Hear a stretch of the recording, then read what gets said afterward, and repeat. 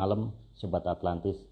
Kita ketemu lagi di obrolan Atlantis Series. Kali ini kita melanjutkan minggu lalu tentang Laut Natuna Utara. Kita koreksi sedikit. Jadi mengenai penyebutan. Minggu lalu beberapa kali Laut Cina Selatan, di mana ini ternyata kurang tepat karena menurut keterangan resmi dari Kementerian Maritim bahwa yang benar itu adalah penggunaan nama Laut Natuna Utara. Jadi penamaan Laut Cina Selatan itu kurang tepat. Jadi halo, selamat malam Mas Agung. Ini saya review sedikit. Ya, jadi kita ini session ini acara sangat menarik karena kita mendukung pemerintah, di mana pemerintah beberapa hari yang lalu menyatakan bahwa penyebutan nama itu adalah Laut Natuna Utara, bukan Laut Cina Selatan, karena mengacu pada ZEE, di mana hal itu siaran resmi dari Kemenko dan diperkuat oleh Bapak Deputi Pak Ugroseno, dan ternyata memancing keras reaksi Beijing, di mana ini sebenarnya sah-sah saja karena untuk membedakan Laut Natuna Utara dan Selatan. Nah, kemudian beberapa tahun lalu sebetulnya kasus yang sama. Jadi Filipina tahun 2011 itu juga pernah menyebut Laut Filipina Barat, di mana itu pun juga diprotes 2 tahun kemudian sampai ke Mahkamah Arbitrase di Den Haag, di mana 2016 tetap dimenangkan oleh Filipina. Nah, malam ini kita akan mengkaji dari sisi historis, bahkan malam ini ada 16 slide luar biasa ini. Pembahasan akan dari sisi relief-relief, terutama dari tinjauan Atlantis, bahkan makanan segala. Makanya saya kagum melihat relief itu dari riset Mas Agung ini luar biasa. Jadi bukan hanya sekedar ngomong. Jadi ini patut didengarkan oleh segala pihak. Saya rasa bukan entertain lagi, tapi ini adalah isu NKRI dan geopolitis juga. Jadi ini masukan ke pemerintah bahwa kita mendukung gitu. Harusnya Mas Agung ini menerima bantuan riset seharusnya. Moga-moga ini didengarkan oleh Pak Luhut. Siapa tahu Mas Agung mendapat dan timnya mendapat bantuan riset ya untuk memperkuat argumentasi. Namun sebelumnya Mas Agung, ada satu pertanyaan, tolong dibahas, tapi jangan terlalu lama, karena topik kita banyak sekali, ada 16 slide.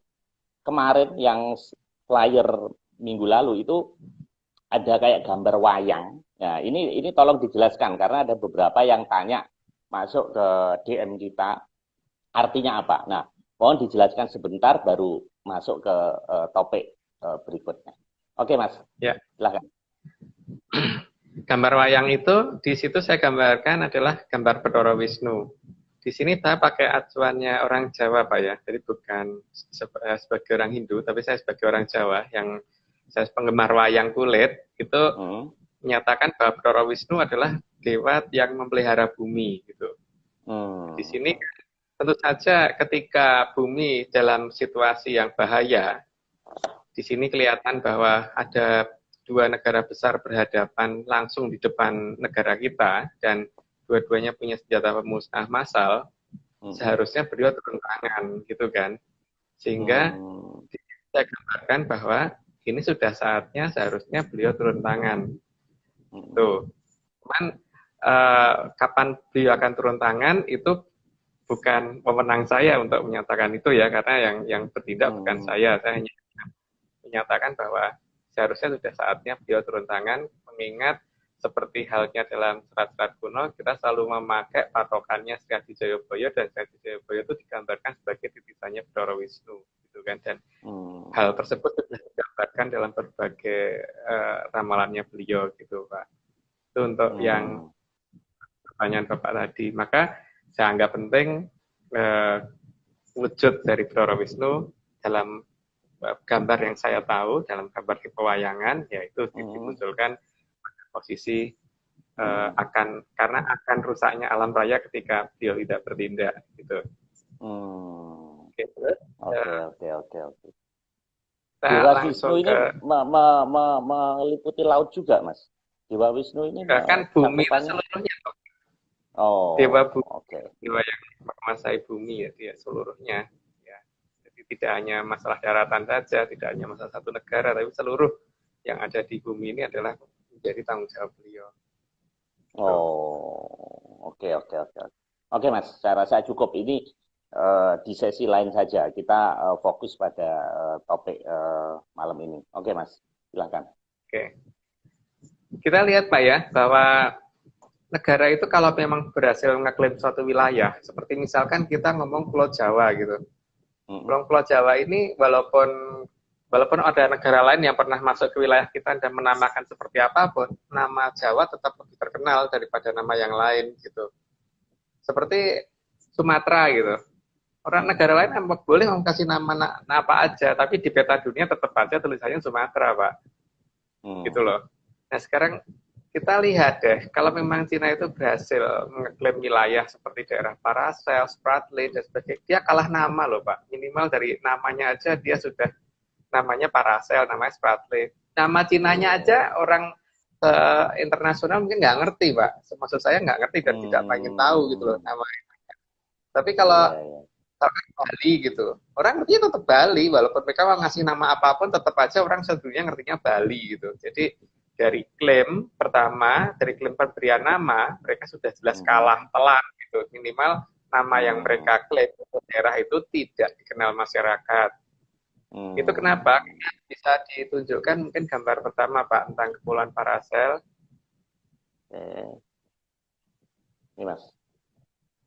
Ya, di Kepulauan Paracel ini kalau kita melihat pakai Google Earth, kelihatan banget bahwa hanya kepulauan ini kepulauan yang baru dibentuk. Oke, sudah cukup Pak. Ya. Cukup. Nah, jadi gini, maksud saya Kepulauan Paracel ini kalau memang pernah dikuasai oleh Cina di masa lalu, yang namanya menuju ke suatu wilayah yang jauh dari negaranya, itu minimal kan ya pastinya harus ada tempat tinggal. Ya, di situ kan kelihatan banget bahwa Kepulauan Paracel itu bangunan-bangunan yang ada di sana adalah bangunan baru.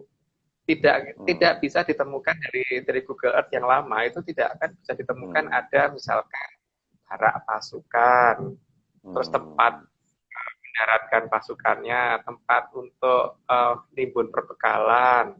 Itu nggak ada, Pak. Artinya mereka China belum pernah nyampe ke situ ya, belum pernah. Iya.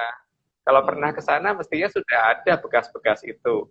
Minimal sekali pemecah ombak untuk di dekat pelabuhannya itu ada. Minimal banget kan bentuk pelabuhannya kelihatan, Pak. Ini kan bentuk pelabuhannya nggak ada. Kalau nggak ada bentuk pelabuhan yang kelihatan, itu berarti kan memang mereka belum pernah sampai sana. Atau ya mungkin halusinasi atau gimana ya, atau mimpi sampai sana mungkin ya. Tapi kalau kenyataan sampai sana kayaknya enggak. Kalau mereka ngomong di masa lalu itu di masa lalunya kapan gitu. Karena jadi di daerah sekitar Kepulauan Paracel itu kalau memang pernah didatengin mereka, minimal sekali yang kelihatan adalah pelabuhannya. Yang kedua adalah bangunan-bangunan. Ya nggak usah besar-besar lah Pak, tapi minimal itu adalah pondasi-pondasi yang pernah mereka bikin, entah di sana mungkin nggak bangun rumah, tapi cuma pakai tenda gitu. Tapi paling tidak butuh pondasi-pondasinya, karena butuh bangunan-bangunan yang lebih besar, seperti tempat untuk makan dan sebagainya itu kan mereka walaupun bisa makan makanan laut, tapi ya, kebiasaan orang Asia kan selalu harus ada makanan dasarnya itu, yang makan pokoknya itu ya karbohidratnya itu kan. Itu kan butuh tempat Pak, dan kalau dibiarkan di pinggir pantai itu kan ya kena air hujan, kena uap air dan sebagainya, itu jelas akan membuat bahan-bahan tadi membusuk gitu loh. Itu belum kalau kita keperluan kalau misalkan zaman dulu itu menggunakan pasukan yang belum menggunakan teknologi seperti sekarang, menggunakan kuda dan sebagainya, itu kandangnya mana gitu, dan belum ada kan tempat rumputnya di mana, itu belum. Tapi kalau misalkan mereka cuma orangnya doang aja, yang kita anggap minimal butuh tempat untuk persediaan tempat makannya dia. Terus untuk gambar yang kedua Pak, gambar yang kedua itu kan tentang Kepulauan Spratly. agak mundur sedikit gambarnya. Ya, di Kepulauan Spratly juga demikian, bahwa di situ bangunan-bangunan yang kelihatan adalah bangunan-bangunan baru. Cukup Pak, saya kira. Cukup untuk gambarnya. Cukup. Bangunan-bangunan baru. Dan di sana itu pulaunya lebih kecil-kecil lagi. Jadi di sana adalah daerah-daerah yang banyak karang ya. Banyak karang-karang tumbuh di sana. Dan kalau saya perhatikan, daerah sana itu dekat dengan perbatasan lempeng tektonik ya, sehingga kemungkinan akan adanya pulau yang muncul dan pulau tenggelam di sana menghilang dan kemudian muncul lagi itu akan sangat sering. Jadi itu biasanya kan seperti itu di daerah yang berbatasan dengan lempeng karena pasti daerah tumbukan ya. Sehingga kalau misalkan mereka pernah sampai di Kepulauan Spratly, kan sangat rawan sekali. Mereka kapalnya bisa saja ke bentur karang dan tenggelam atau pecah di sana karena ombak lumayan besar di Spratly. Karena dari daerah yang di sebelah timurnya itu lautan dalam, terus kemudian ke arah Spratly itu lautannya lebih dangkal, sehingga terjadi yang namanya kalau dalam bahasa fisika itu dispersi ya, jadi terjadi perubahan gelombang laut dari yang agak tenang menjadi gelombang yang cukup besar. Sehingga kalau memang mereka pernah sampai di sana, seharusnya dari zaman kapan tahu itu sudah ada mercusuar dari orang-orang Cina. Dan kalau ada mercusuarnya di bangun orang Cina aja, berarti juga ada hurufnya huruf Cina, Pak. Gitu. Jadi kan yang kita perhatikan bahkan mercusuarnya pun belum ada gitu. Jadi di Kepulauan Spratly itu daerah-daerah di sana, saya nggak yakin kalau pulau yang hari ini kelihatan besok masih kelihatan lagi, atau minggu depan atau bulan depan kelihatan masih ada gitu. Karena ini di daerah seperti itu sangat sangat mungkin bahwa pulau itu bisa, karena itu karang ya, bisa naik bisa naik atau mungkin terkena ombak kemudian dia putus, atau terkena gerakan tektonik dia turun lagi atau malah lebih tinggi dan sebagainya, yang tadinya nggak ada jadi ada, itu sangat rawan. Sehingga daerah itu harus harus ditandain dengan tanda mercusuar. Kalau mereka ngeklaim seperti itu, berarti mercusuarnya harusnya sudah pernah mereka bangun di sana. Dan tidak pernah menemukan ada berita pembangunan mercusuar di sana oleh Cina. Sehingga ya saya hanya merasakan bahwa mereka tidak pernah sampai sana. Gitu. Itu berdasarkan kenapa saya ngomong perkara Spratly. Mungkin yang bentuk patahannya bisa ditunjukkan di gambar ketiga, Pak. Oke. Mundur lagi, Pak. Mundur. Ya. Mundur lagi. Nah, agak ke bawah. Nah, jangan lupa juga kelihatan, Pak. Ya kelihatan Kalimantan itu. Oh, oke. Agak. Nah, itu kan kelihatan di situ ada patahan ya. Tapi agak ke bawah dikit, Pak. Agak ke bawah biar Kalimantannya turun. Lagi. Nah, itu kan di sebelah timur Taiwan itu kan ada ini ya, kelihatan itu ada daerah yang dangkal terus kemudian menjadi dalam. Nah, di sini kan ada perubahan daerah yang dangkal ke dalamnya itu kelihatan banget. Di sini kelihatan seperti ini menunjukkan bahwa memang di daerah sana itu daerah yang terjadi perubahan ombak yang besar dan daerah yang kemungkinan gerakan tektoniknya lumayan. Walaupun mungkin tidak gempa tiap hari enggak, tapi mungkin gempa yang tidak terasa sehingga kadang-kadang ada pulau yang menghilang dan kadang-kadang ada pulau yang muncul, itu sangat mungkin di wilayah sana. Gitu. Berdasarkan data gambar patahan tadi. Sehingga bisa muncul yang namanya pulau baru dan sebagainya. Nah, ini kemudian pulau baru yang harusnya terbentuk secara alami ya, bukan pulau baru yang dibikin oleh mereka. Kalau dibikin oleh mereka berarti kan itu artinya memang ya mereka ngeklaim karena mereka baru bikin, bukan mereka ngeklaim karena memang sudah mereka bikin memang sudah dari lama mereka punya. Gitu. Nah, sekarang coba untuk gambar yang keempat, Pak. Nah, itu kan kelihatan bahwa itu pulaunya pulau baru ya. Kelihatan kan bentuk-bentuknya itu. Kalau pulau lama kan nggak seperti itu gitu. Dan beberapa wilayah di sekitarnya itu juga masih kelihatan bahwa memang tidak terjamah. Bahkan di pulau baru itu juga tidak semuanya pernah terjamah oleh mereka. Kalau mereka sudah menguasai dari lama, ya seharusnya merata wilayah pulau itu sudah terjamah oleh mereka. Karena untuk pulau yang tadi itu lumayan besar, sehingga seharusnya ini. Dan dari sisi namanya pun ya juga itu tadi yang saya katakan bahwa kalau mereka menang nama ya berarti memang mereka pernah ngeklaim dari lama. Jadi seharusnya seperti kita ngomong Madura itu Madura gitu. Jadi bukan kemudian orang lain bisa memberi nama pulau itu walaupun mereka ngeklaimnya pakai nama apa tetap aja namanya Madura gitu kan. Tetap aja namanya Jawa, tetap aja namanya Bali gitu. Jadi kalau pulau transit mestinya ada situs-situsnya Mas ya. Ya, harus ada situs-situs. Ya, dan situsnya bukan hanya situs yang bertanggung, Pak. Masa iya situsnya cuma batu gitu, batu tugu. Enggak lah, kalau situs yang datengin itu ya berarti harus minimal banget ini di daerah yang sangat rawan dengan gelombang besar dan rawan kapal nabrak karang, itu harus ada mercusuar, Pak. Kalau mercusuarnya tidak ada, wah itu ya mereka apa? Iya, rawan. Atau mungkin mereka ngeklaim karena mereka pernah tenggelam di sana lah, itu mungkin karena mereka nggak bangun mercusuar. Jadi mereka mungkin itu kali, jadi ngeklaim ini pernah di nenek moyang kita pernah tenggelam di situ, mungkin gitu. Jadi itu tapi menurut saya memalukan, bukan klaim yang membanggakan gitu loh. Tapi ya nggak tahu apakah mereka. Lucunya konflik ini itu memang timbulnya setelah Perang Dunia Kedua. Jadi tidak pernah ada isu sebelum PD2, jadi lucu gitu loh. Sementara setelah PD2 itu catatan kan rinci ya. Artinya ada catatan rinci. Kalau dia ngeklaim historis dia pernah di situ atau itu wilayah dia, ya dia harus membuktikan masa lampau mestinya ya, bukan masa sekarang ya. Iya. Yang klaim-klaim dia juga nggak ini kok, nggak dasarnya juga nggak jelas. Kalau mereka ngomong seperti itu, minimal dari beberapa data tadi sudah kelihatan bahwa mereka nggak punya klaim harusnya. Ya cuman itu tadi Pak, menangi dewe itu, jadi pokoknya punya gue gitu kan, pokoknya punyaku gitu.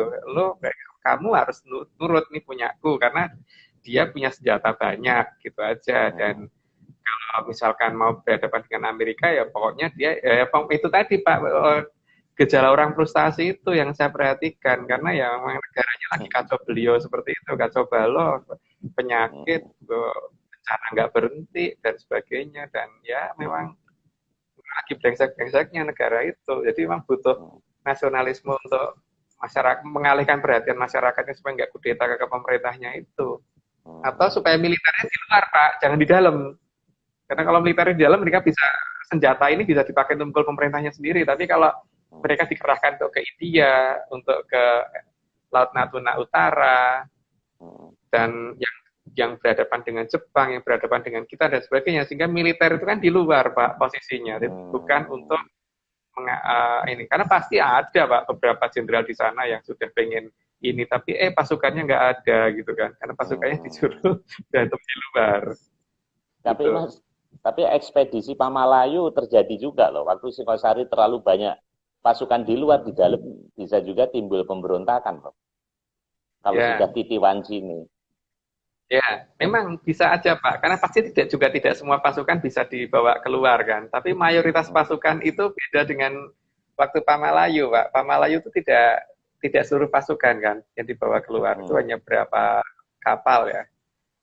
Tapi kalau misalkan ini kan dia di Laut Natuna Utara dia bikin ribut, dengan Taiwan bikin ribut, dengan Jepang bikin ribut, dengan ini apa tuh namanya India bikin ribut. Jadi semua perbatasannya dia bikin ribut gitu. Jadi supaya kalau perlu pasukan itu diputer di luar. Bahkan ini lebih lucu lagi kan ngeklaim bahwa dia negara yang paling dekat dengan Antartika. Berarti kan mau ribut sama Rusia juga itu. Sama Rusia dan negara-negara Eropa. Kan tujuannya jelas Pak, bahwa ya jangan ada, kalau bisa pasukan yang ada di dalam negeri itu adalah pasukan yang bisa mereka kendalikan. Jadi yang kira-kira susah dikendalikan, kalau bisa keluar dari negara untuk bertempur dengan negara lain aja gitu. Jadi biar tidak ada kudeta. Kalau slide berikutnya ini Mas. Ya. Nah itu kan kelihatan bahwa pulaunya masih asli ya Pak. Ya, kalau mereka pernah ke sana, masuk iya sih pulaunya masih seperti itu.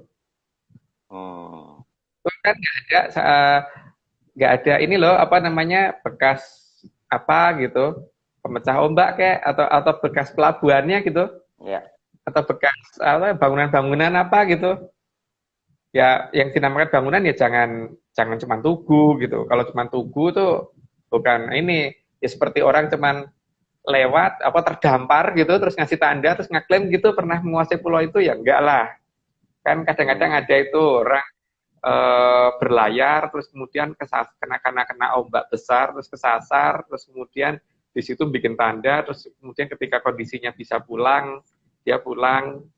Terus apakah dia menguasai pulau itu? Yang menguasai pulau bukan menguasai pulau itu kan, dia cuman pernah kesasar di situ ya. Itu bahasa yang tepat malahan, Pak. Mungkin mereka pernah Hmm. kesasar di sana atau pernah tenggelam dekat situ gitu. Jadi kayak pernah gitu. Terus juga bisa pulang karena membuat rakit atau apa dari Ya, bahan pohon-pohon yang sempat tumbuh di sana gitu. Jadi ya, ya. nggak wajar kalau Dan dikatakan bahwa mereka pernah dan menguasai dan pulau-pulau itu. ini Mas Agung kan kalau dia letak di peta itu kan masuk ke dalam cerukan negara kita. Jadi begini dia masuk gini Laut Natuna Utara. Nah, kalau dia sudah nyampe di sini, padahal di sininya ada Pulau Sumatera, di sininya ada Kalimantan, kenapa dia nggak sekalian? Aneh nggak? Kalau dia sudah dimasuk ke dalam perairan kita, kalau toh zaman dulu dia sudah ekspedisi sampai di situ, kenapa nggak sekalian masuk ke pulau besarnya? Aneh nggak? Ya itu. Nah, itulah. Tapi kan yang paling jelas itu ya tadi itu Pak, mereka ngeklaim suatu wilayah yang berbahaya, banyak gelombang dan sebagainya. Karena waktu itu kan kita belum ada eksplorasi minyak sampai ke bawah laut kan, di zaman yang mereka klaim itu. Sehingga seharusnya kan mereka itu hanya minimal ngeklaim dia yang ada di permukaan. Untuk memperkuat klaim permukaan, maka seharusnya minimal mereka bangun mercusuar di permukaan. Karena kapal mereka, Hmm. itu bukti kalau kapal mereka pernah sampai sana. Iya. Karena kalau Itu sering ke enggak situ kan ada. jadi lalu lintas Mas ya. Jadi lalu lintas Iya, rame kan mestinya kan. iya, iya. Bahkan seperti yang kita terangkan di apa yang kita jelaskan di minggu lalu ya, itu kan jelas banget bahwa mereka itu memberikan nama Hai yang artinya laut, itu pun Hmm. hanya ada di daerah-daerah yang merupakan teluk gitu, bukan yang menghadap ke Hmm. laut lepas. Yang laut lepas hanya 2 atau 3 nama gitu, saya lupa kemarin yang menghadap, yang Hmm. menggunakan nama Hai. Ya. Tapi yang jelas mereka itu eh, kemungkinan besar hanya di pinggir pantai. Nah, nanti mungkin penjelasan berikutnya akan bisa kelihatan dari gambar-gambar yang lain ya. Itu tadi kan Ya. tentang pulau yang masih masih kayak gitu kok dikatakan pernah mereka kuasai gitu loh. Jadi Hmm. eh, ya kalau seperti di Jawa ada ujung kulon tidak pernah dijamah manusia. Ya salah, ujung kulon pernah kita jamah memang, tapi kan karena memang dikhususkan untuk hewan. Nah kalau Hmm. mereka emang ada orang hutan ditaruh di Pulau Tadi kan enggak. Hewan apa yang mereka taruh di sana? Memang mereka lestarikan di sana enggak ada. Kalau kita ada alasannya gitu loh. Kenapa ujung Ya. kulon kita daerahnya masih masih perawan Ya. seperti itu? Kenapa? Karena untuk pelestarian hewan. Dan mereka Atau alasannya mungkin apa? Kok wilayah itu ada masih ada pandanya mungkin Mas di situ di dalamnya itu. enggak tahu. Mungkin ada panda atau apa gitu. Tapi yang Kayak jelas kan alasan konservasi juga tidak ada gitu loh Pak. Dan harusnya kan kalau alasannya ada harusnya ada itu kan kalau misalkan suatu pulau iya, ya pernah gini, dikuasai tapi dibiarkan. ya. Kan gini Mas, dalam sejarah China, dia itu memang negara dagang ya. Dia itu kan DNA-nya DNA negara yang pedagang. Jadi mestinya daerah situ daerah transit atau apa mestinya ada atau penimbunan apa, harusnya ada gudang atau apa kan harusnya ada ya Mas yang dia klaim Ah, itu. iya, iya, ya itu. Dan ini ya, yang ini lagi kan di sana itu ada beberapa negara, ada Korea, ada Taiwan, ada Jepang, di selatan tuh ada Filipina, Indonesia dan yang lain-lain. Kalau memang waktu itu ada jaringan perdagangan, pasti kan mereka juga ngerti kalau misalkan pernah dikuasai Cina. Ini kan bahkan dari berita yang dilaporkan oleh pihak Jepang pun tidak menceritakan itu, toh Pak. Hmm. Jadi diceritakan oleh pihak Korea juga tidak pernah menceritakan wilayah itu dikuasai Cina gitu. Taiwan pun nggak pernah. Bahkan orang-orang Filipina pun nggak. Orang-orang Thailand juga nggak. Nah, lebih lagi orang Thailand bahasanya aja di sana hurufnya aja huruf Pallawa bukan huruf Cina. Nah, terus di beberapa wilayah-wilayah tadi juga tidak menunjukkan bahwa mereka pernah mengenali orang Cina menguasai wilayah itu. Ya berarti kesimpulannya loh ya, bahwa mereka mungkin tidak pernah sampai sana, tapi kalau mereka pernah tenggelam di sana itu mungkin. Pernah tenggelam di sana atau pernah kesasar di sana itu mungkin. Mungkin ini gambar berikutnya nih, Mas. Gambar berikutnya apa, Mas? Tentang apa itu ya? Mitos ini ya? Atau oh ya, tentang mitos. Agak mundur, Pak. Agak mundur, gambarnya nggak begitu jelas. Nah, ini ya. Oh, yang diperbesar malah ketutup semua. Malah ketutup. Gitu. Oke. Ya, oke. Ini tentang mitos-mitos di laut lepas yang digambarkan oleh beberapa negara. Oke, cukup, Pak. Nah, dalam mitos cukup, Pak, gambarnya. Nah, kita bisa melihat negara yang pernah mengarungi lautan lepas, pasti mereka pernah mengalami yang namanya ketemu makhluk-makhluk aneh gitu loh. Nggak peduli zaman apapun, termasuk zaman sekarang. Contohnya segitiga Bermuda, itu pernah lah orang ketemu yang aneh-aneh. Dan tidak cuma segitiga Bermuda, banyak wilayah seperti itu, cuma mungkin tidak terekspos karena kalah kuat dengan cerita di segitiga Bermuda, atau memang beberapa negara tidak ingin berita itu diketahui. Nah, sekarang di Jepang itu mereka mengenal adanya monster-monster laut. Ada gambarnya. Bahkan ada ceritanya. Di Korea juga demikian. Tapi saya tidak pernah mendapatkan cerita monster laut yang dari Cina. Itu nggak ada, Pak. Mereka kalau monster di daratan, iya gitu loh. Tapi monster di lautan nggak ada. Nggak ada ceritanya yang betul-betul sampai makan kapal atau gimana gitu. Kan itu entah dari orang berhalusinasi atau entah itu kondisi yang benar, kita tidak tahu. Tapi yang jelas memang di lautan lepas itu apapun bisa terjadi karena hewan-hewan besar yang tinggal di bawah laut itu tidak tereksplorasi dengan sempurna sampai dengan hari ini. Contohnya ketika pas akan ada gempa di daerah Jepang itu beberapa ikan aneh muncul gitu kan, dan ikan itu baru waktu itu gitu. Dan ketika orang mencoba meneliti makin dalam, makin banyak hewan-hewan yang bentuknya aneh-aneh yang ketemu, dan bahkan ada hewan yang besar sekali yang kadang-kadang ini jadi buruan banyak orang yang kemudian jadi banyak menjadi satu cerita dan sebagainya itu. Dan di Cina kayaknya saya kurang mendapatkan cerita seperti itu. Dan kalau kita lihat gabungan cerita-cerita yang ada di Asia, di Jepang, Korea, di Indonesia, dan sebagainya, cerita-cerita itu sangat mirip, Pak. Jadi menurut saya, mereka nggak pernah, kalau misalkan mereka mengarang satu cerita, maka ceritanya tidak akan match dengan negara lain. Artinya apa? Kalau negara lain waktu itu tidak saling berhubungan, kemudian bisa menceritakan hal yang sama, berarti mereka pernah ketemu makhluk yang sama. Cina enggak, Pak. Jadi mereka memang belum pernah sampai ke lautan lepas.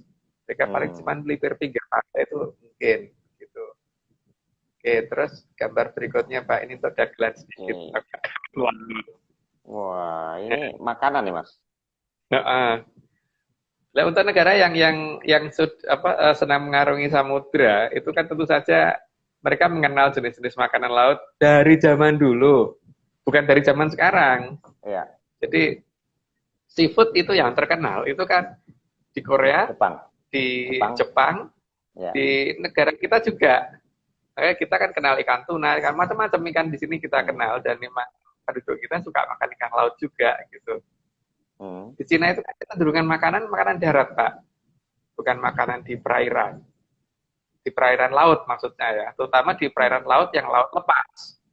Jadi ikan-ikan yang besar dan sebagainya kurang mereka kenal. Sehingga ya kalau memang mereka pelaut, masuk iya sih, Pak, bawa kambing kemana-mana gitu loh, makanan, bawa sapi kemana-mana gitu. Ya mereka pelaut ya harus makannya makan laut, sehingga ketika mereka pulang mereka pasti akan membawa kebiasaan itu ke daerahnya, toh, Pak. Tapi daerahnya yang mana? Karena ternyata pinggir pantainya pun kan jarang yang kita temui pelabuhan gitu, dan pelabuhannya hanya di daerah-daerah teluknya saja gitu. Jadi itu menunjukkan bahwa mereka tidak gemar makanan laut, ya berarti mereka bukan pelaut. Jadi mereka Ya. tidak kenal wilayah sana, gitu. Dan Mas Agung, kalau kita kembalikan ke cerita Kopenghu, itu banyak menceritakan puncak Gunung Taishan, Qinglipai, Butongpai, bahkan tokohnya pun senjatanya pedang kayu harum kan, bukai Xianshu, Xiang Bo Kiam itu. Nah, dia kan menceritakan kelenteng, menceritakan sungai Huanghu, sungai Yangtze. Sangat jarang sekali menceritakan pertempuran laut ya. Kalau dalam cerita-cerita To Leong To juga gitu. Nggak nemu malahan Pak saya, nggak nemu. Entah saya yang kuper karena kan bacaan atau gimana sih nggak tahu. Tapi saya nggak nemu Pak. Beneran untuk mereka pernah perang laut itu nggak nemu. Beda dengan seperti Romawi gitu kan. Ada kan itu cerita perang lautnya. Portugis, Inggris itu ada. Ya. Tapi itu nggak nemu saya. Kalau mereka pernah ikut adep-adepan di laut sampai perang di lautan lepas itu enggak. Kalau di sungai ya. Kalau di sungai besar gitu ya. Tapi kalau di lautan-lautan lepas itu kayaknya kurang data Pak saya. Apakah saya yang kurang data atau memang benar-benar tidak ada gitu loh. Bahkan sampai cerita rakyat pun, rakyatnya pun mereka nggak ada. Bahkan sampai mitos penguasa lautannya pun mereka nggak punya. Yang ini apa namanya? Yang sampai melegenda, betul-betul melegenda sampai terbawa sampai dengan hari ini gitu. Kalau di kita kan jatuh Ratu Kidul gitu kan, ya laut pantai selatan gitu. Iya. Kalau mereka kalau ada itu tidak melegenda banget gitu loh Pak. Tidak sampai ini. Kita sampai punya kamar 308 kok di Samudra Beach Hotel. Iya kan? Mereka ada kamar berapa ya coba untuk penguasa lautnya mereka. Kalau mereka negara yang katanya pegang tradisional loh Pak. Nyatanya mereka nggak ada. Nggak ada. Untuk dewa laut mereka tuh nggak mereka sediakan. Jadi kan mereka emang nggak kenal gitu kan. Atau dewa laut itu cuma denger-denger supaya itu cerita gitu aja kan. Tapi bahwa komunikasi mereka dengan dewa laut nggak ada. Atau penguasa laut mereka nggak ada gitu loh. Jadi mereka orientasinya hanya darat sentris gitu. Jadi bukan kelautan, bukan maritim mereka, bukan negara maritim. Oke. Gitu. Berikutnya, berikutnya. Ini Mas ya. Agak mundur Pak. Jangan diperbesar, diperkecil aja Pak. Diperkecil, mundur dikit. Oke. Nah itu kelihatan ada pelaut kita. Ini relate dari Borobudur ya. Ini kan berhadapan dengan suatu monster laut. Nah itu monster lautnya kelihatan itu di bawah. Itu menunjukkan nenek moyang kita memang benar-benar pelaut dan gelombang ombaknya dilihat ya. Bahwa ombaknya digambarkan bahwa ombaknya cukup lumayan besar. Di sini menunjukkan ini bahwa laut, nenek moyang kita. Ini kan kayak moncong gitu Mas ya. Kayak moncong. Kayak memakan kapal gitu kan. Dan ini kan berarti nenek moyang kita mengenal. Nenek moyang kita memang benar-benar. Di Cina tidak ada cerita seperti ini, tapi di Jepang ada kan, di Korea ada. Nah ini di kita ada seperti itu dan ini cukup match dengan cerita yang dibawakan oleh orang Portugis yang mungkin digambar berikutnya. Oh ini ya. Oke.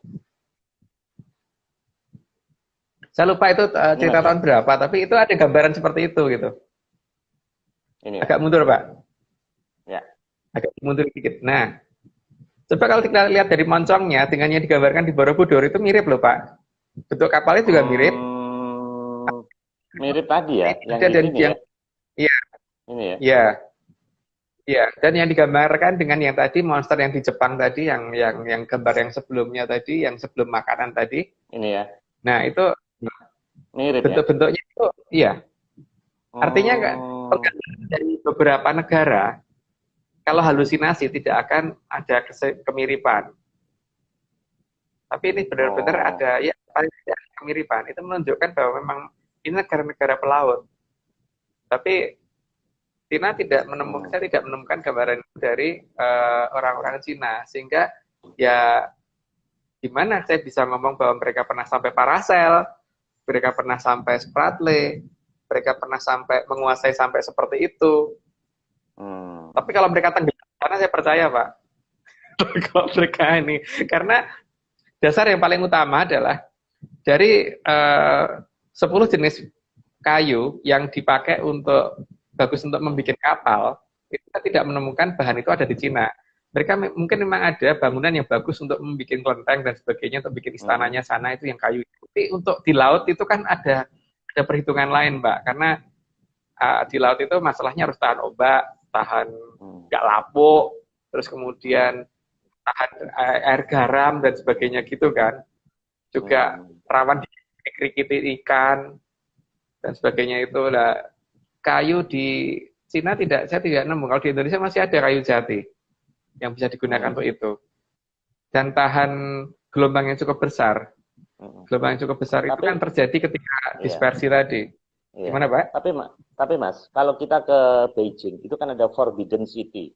Nah, Forbidden City itu kan ada istana raja yang ada 1.000 kamar, di mana selir-selirnya itu satu kamar itu. Dan itu bangunannya dari kayu, warna merah-merah gitu, kamar-kamar. Nah, waktu saya tanya ke guide-nya gitu, ini kok kenapa dari kayu? Nah, klaim dia ini guide-nya dari Mongolia ini waktu itu, cewek dari Mongolia. Dia bilang peradaban kami lebih maju. Jadi kalau kalian batu, kami sudah kayu.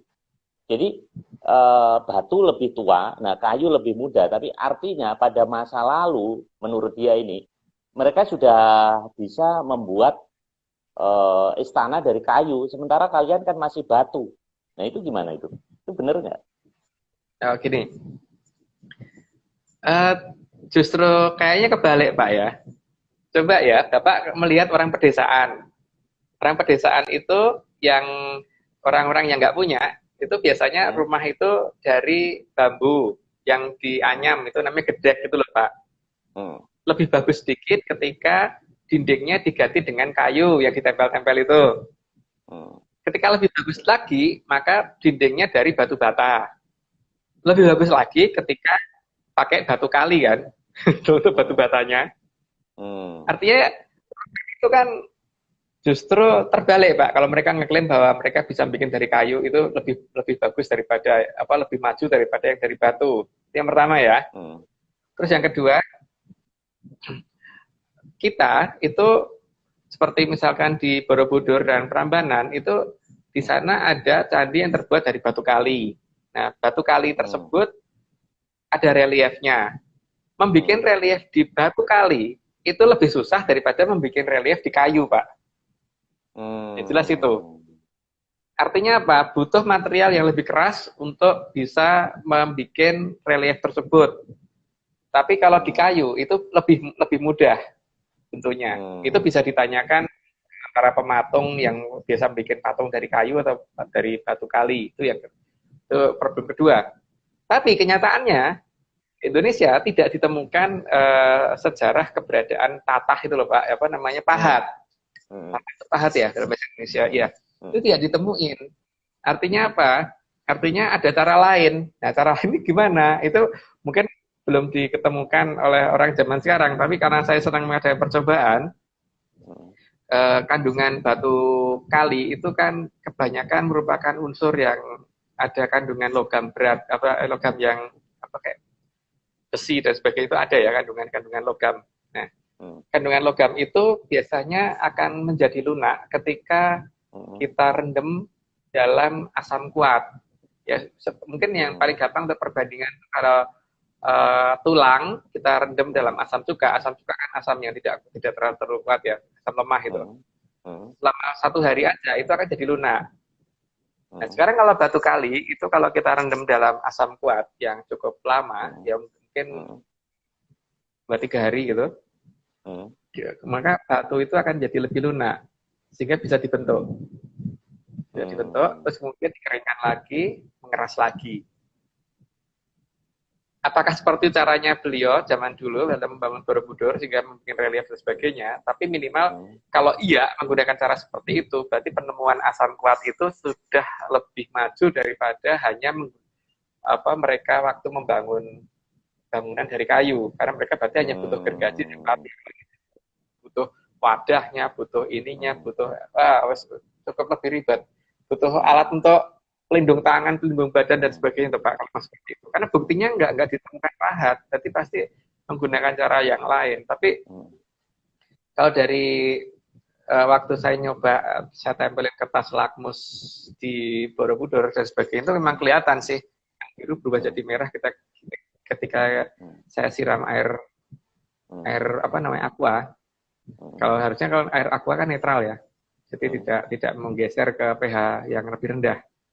Jadi sepertinya memang iya, tapi untuk di batu-batu yang baru kan ada di sana tidak semua reliefnya itu dari batu-batu yang lama, karena ada mungkin yang relief yang hilang kemudian diganti yang baru. Itu kandungan itunya tidak saya temukan, kandungan asamnya itu di plakmus biru tetap biru di sana. Tapi ya nggak tahu karena sekian lama mungkin kena air hujan, dan hujan kita itu kan kandungan asamnya cukup lumayan ya, karena polusi itu mengandung asam karbonat dan sebagainya.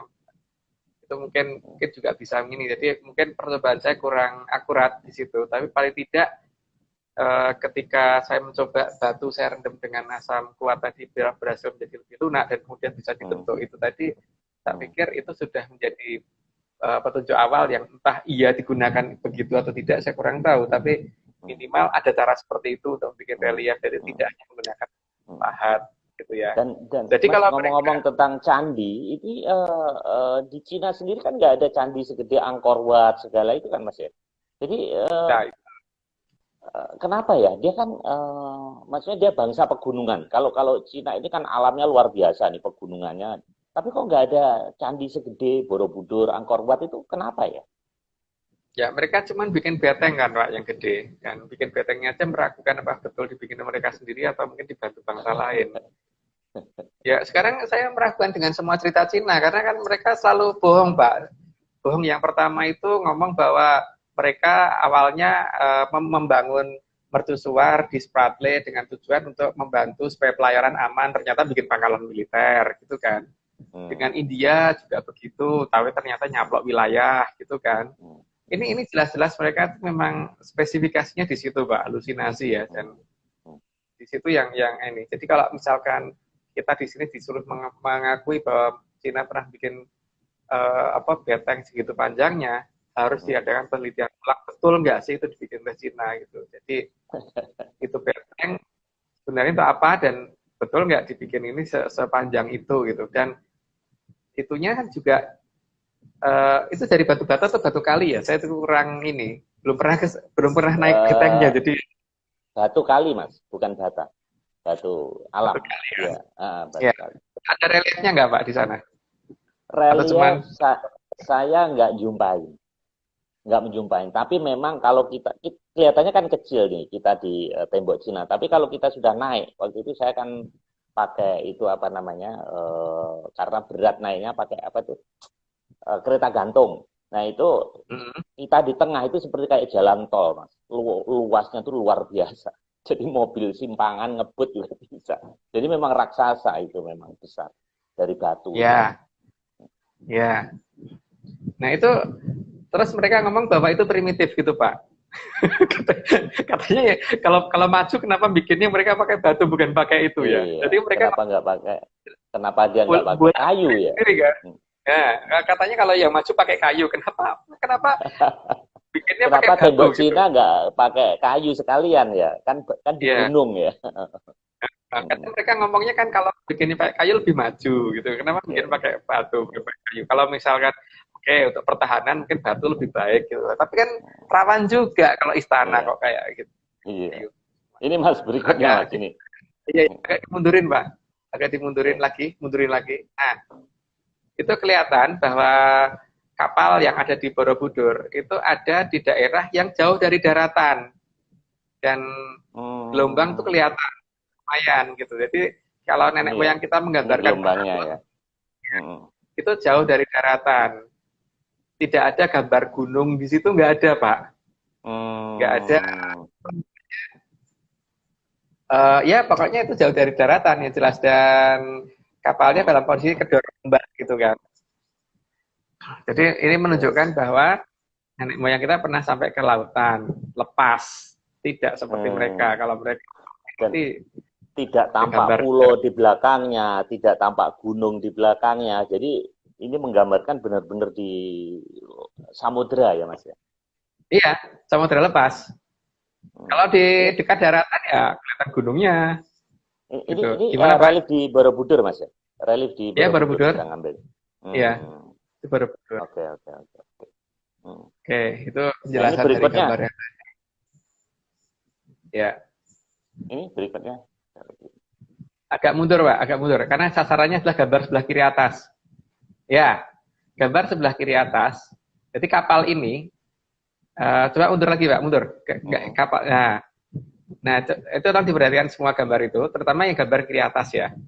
Hmm. Oke, cukup Pak, cukup, Oke. cukup dulu. Nah, maksud saya begini, harus ada suatu cara ketika navigasi tidak bekerja. Contohnya gini, misalkan kita ada di tengah laut, terus terkena badai. Ketika terkena badai, berarti kita tidak bisa melihat bintang. Terus kemudian setelah badai mungkin langit masih gelap, jadi tidak ada bintang sama sekali. Sehingga kita butuh mengerti posisi kita di mana, itu akan sangat susah. Sehingga kita perlu suatu cara penginderaan jarak jauh. Sekarang logikanya gini, kita yang di daratan saja, kadang-kadang kalau masuk hutan kita bisa kesasar. Naik gunung aja yang masih di daratan itu bisa kesasar.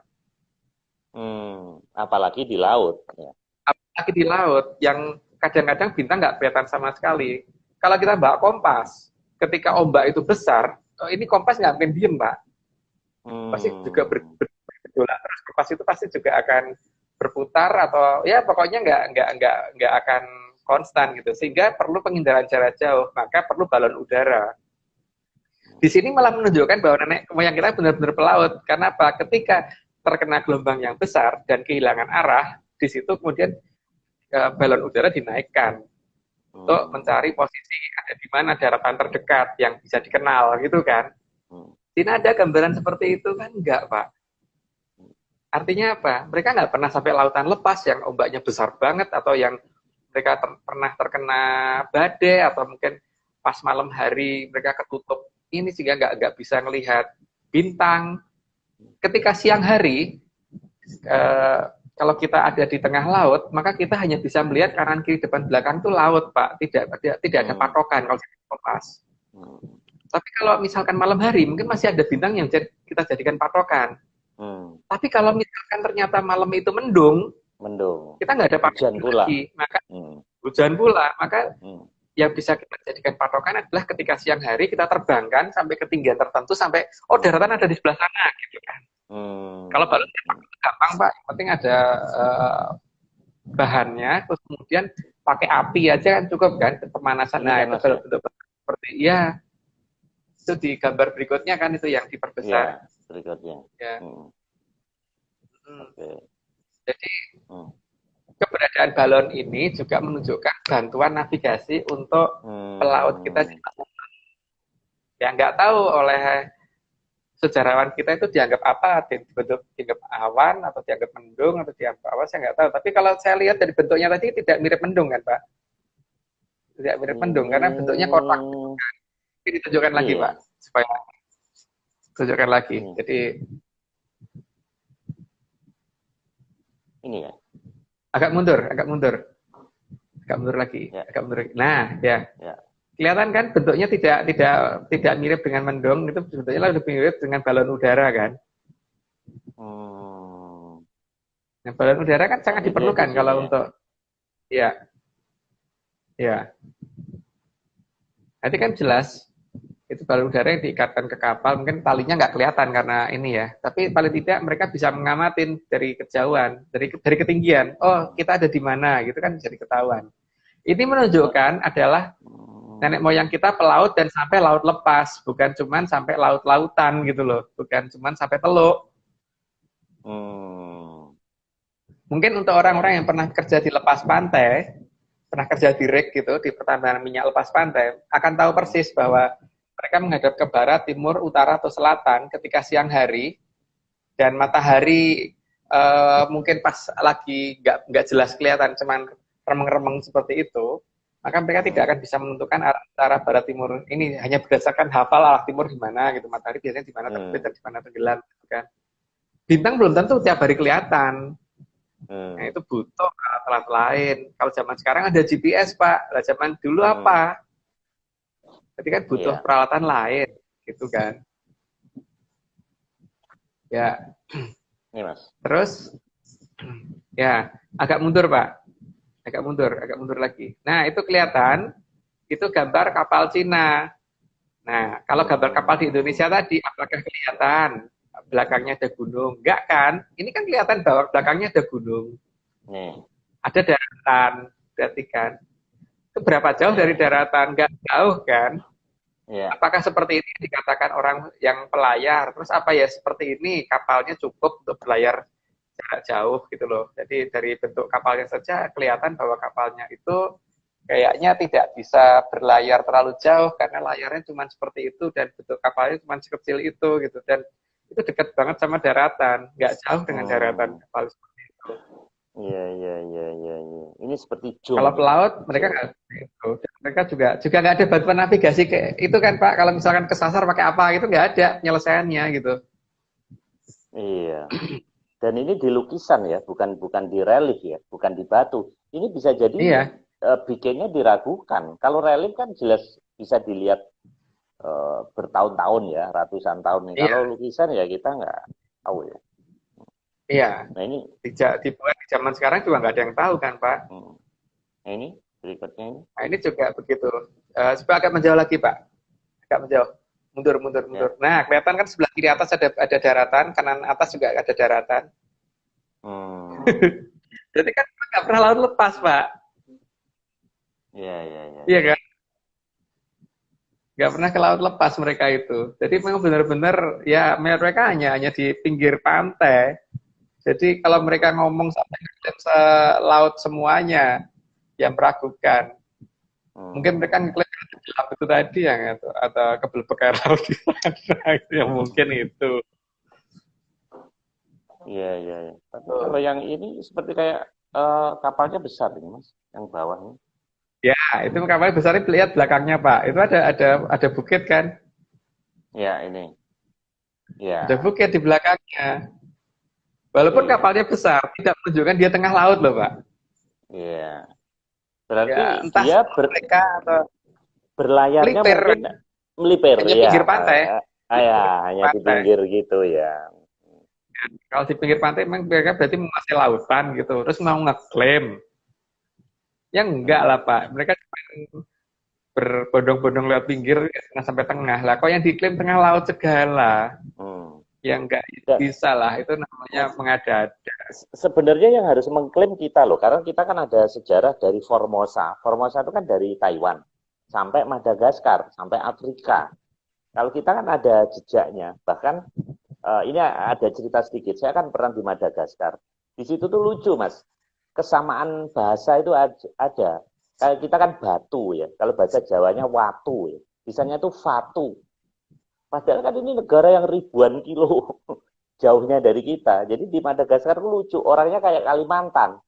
Persis kayak kita. Orangnya hitam-hitam kayak gitu, pendek gitu. Terus taste-nya makanannya juga mirip-mirip, tapi ada beberapa hitungan-hitungan angka itu yang mirip dengan kita gitu. Nah, ini kan ada kesamaan ya antara antara namanya juga agak kaget gitu. Madagaskar, kan gajah mada. Kok ada. Jadi artinya kalau kita ngeklaim malah justru benar ya kalau kita ngeklaim sampai Afrika, berarti satu laut Samudra Hindia itu harusnya klaimnya miliknya NKRI ya. Benar Iya, nggak? iya. Kalau perlu sampai Amerika Pak. Benua Amerika. Karena dalam Candi Penataran itu ada cerita Nah, tentang nenek moyang kita pada saat berusaha ekspansi ke benua Amerika. Di situ diceritakan hmm, minggu depan kita ini ya relief Candi Penatarannya. Tapi ini saya jelaskan ya. sedikit bahwa nenek moyang kita itu bertempur bersama melawan orang yang mirip orang Indian. Nah, Mm-mm. kemudian orang India itu menggunakan pasukan yang mirip dengan pasukan gajah. Nah, Hmm, kemudian moyang kita berhasil menang perang, kemudian menjadi raja di daerah yang ada pohon kaktusnya, dan pohon kaktus yang hmm, ditunjukkan di Candi Penataran itu hmm, hanya ada di benua Amerika. hmm, Masalahnya eh, katanya di benua Amerika nggak ada gajah, tapi ternyata di daerah Copan Honduras sana ada patung gajah Pak, dan patung gajahnya persis dengan yang dia ada di hmm, Candi Penataran. Dan menurut cerita gajah di sana udah punah 6.000 tahun yang lalu. Artinya nenek moyang kita itu 6.000 tahun yang lalu. Jadi seharusnya menguasai Laut Natuna Utara sampai ke benua Amerika itu adalah negara kita, gitu. Bukan Cina. Cina itu ada di lautnya saja, dan sungai-sungainya, Nah, dan mungkin daerah tenggelamnya. Iya, Mas Agung, tadi kan nyebut nenek moyang ya, ancestor. Ini nenek moyang ini pengertian nenek moyang dekat atau Atlantis? Atau mbahnya nenek moyang? Kalau 6.000 tahun yang lalu itu kayaknya belum sampai di Atlantis, Pak, masih kurang Belum, ini, jadi masih di bawahnya Atlantis lagi. Karena Atlantis kan dari Dworo, kalau Dworo ke bawah. 6.000 tahun itu belum kalau Dworo. Kira-kira kayak saya lupa deh urutannya, tapi mungkin minggu depan kita coba ulas untuk kayaknya periodisasi ini tadi sore itu ada juga yang WA saya nanya Atlantis itu di periode mana nih? Ini kayaknya banyak pertanyaan, tapi itu nantilah. Itu harusnya sesi tersendiri dan beberapa sesi untuk membahas periodisasi kita ini, NKRI, nenek moyang dan Atlantis dan Lemuria itu mungkin nanti sesi tertentu lagi aja, Mas. Ini waktu tinggal 5 menit. Ini ada gambar, masih ada satu lagi, Mas, gambar ini. Kayak gambar Nogo ini. Kita coba dijauhin dikit. Nah, kelihatan di sini gambar naga ini menunjukkan hidungnya tuh besar banget, Pak. Jadi menurut saya ini lebih cocok dikatakan hewan darat kan. Kalau hewan laut kan, Pak. Terus dari sisi mata juga tidak ada selap kotak dan mulut yang seperti itu. Jadi hewan yang mereka katakan monster itu bukan monster laut, jadi itu monster darat gitu. Jadi bukan sesuatu yang ada di lautan. Jadi gambaran mereka monster laut itu tidak ada. Jadi mereka nggak pernah sampai lautan. Tapi kan atau sungai, karena kapal-kapal dia itu kan depannya kan moncongnya kan kayak naga gitu kan, yang perdagangan di sungai-sungai itu, di danau gitu. Meragukan juga sih kalau berhubungan dengan air. Kalau itu kayaknya sih tetap sesuatu yang di darat, Pak. Cuman mungkin dipakai untuk nakut-nakutinnya, untuk lambang kebanggaan mereka, maka di semua kapal dikasih dan sebagainya. Seperti ya nenek, salah satunya di kita itu kan dulu ada gambar Garuda Yaksa yang dipasang di ujung kapal. Kan Garuda Yaksa nggak mungkin di laut, tapi hanya untuk kebanggaan. Karena memang kalau beda ya, Mas ya, ular di darat dan di laut itu ya. Kalau di laut kan nggak punya kaki ya. Kalau yang di darat ini kan ada kakinya ya. Ada kayak itu cakarnya gitu ya. Ular saya belum pernah lihat yang punya kaki ya, Pak. Tapi paling tidak gini, kalau ular yang di darat dan di laut itu posisi hidungnya apa yang bisa diperhatiin? Yang jelas nggak mirip di situ salah satunya itu. Dan nggak slim gitu ya, karena kalau orang ini kan harusnya posisi moncongnya itu harus lancip ya. Iya, terus bentuk rambutnya dan sebagainya itu kan rambut yang berkibar-kibar itu, bukan tipe laut ya, seperti itu. Jadi ya memang lebih banyak ke darat, Pak, gitu. Ya ini tadi kan kita tujuannya hanya untuk membantah klaimnya Cina dulu kan tadi, tapi kan sebenarnya nanti akan berhubungan dengan Atlantis ya, seperti yang saya ceritakan kemarin ya. Dianggap aja ini warning kedua, warning kedua bahwa ya mereka boleh ngeklaim, boleh bikin ribut, tapi ya suatu ketika mereka menggunakan senjata pemusnah massal, maka pasti mereka peradaban besar tidak mau terganggu eksistensinya, tidak mau terganggu keamanannya, tidak mau terkena radiasinya, maka mereka pasti harusnya bertindak. Cuman kapan mereka akan bertindak itu bukan saya yang memerintah, jadi saya hanya bisa berpikir bahwa di sini malah jadi bukti nanti. Kalau mereka tarung beneran, gebuk-gebukan bener, ya berarti malah Atlantis pasti akan muncul turun tangan. Ya. Itu yang kita harap. Ini sudah tinggal 30 detik lagi, jadi kita close saja. Ini menarik ini, tidak berasa. Ini pertemuan ke-8, jadi kalau kita hitung 8 kali 1 jam udah 8 jam. Jadi kita ngobrol Atlantis ini sudah sama dengan seharian, 1 jam kerja kan. Tapi kayaknya masih di kulitnya. Ini kalau kita kerja 1 jam ini seperti masih di kulitnya, belum saya merasa masih banyak hal yang Iya, harus kita gali. Nah, ini tinggal 19 detik, jadi kita close saja, Mas. iya. Kita kali ini dan para pemirsa Sobat Atlantis masih bisa mengikuti lagi di minggu depan di sesi yang berikutnya. Terima kasih.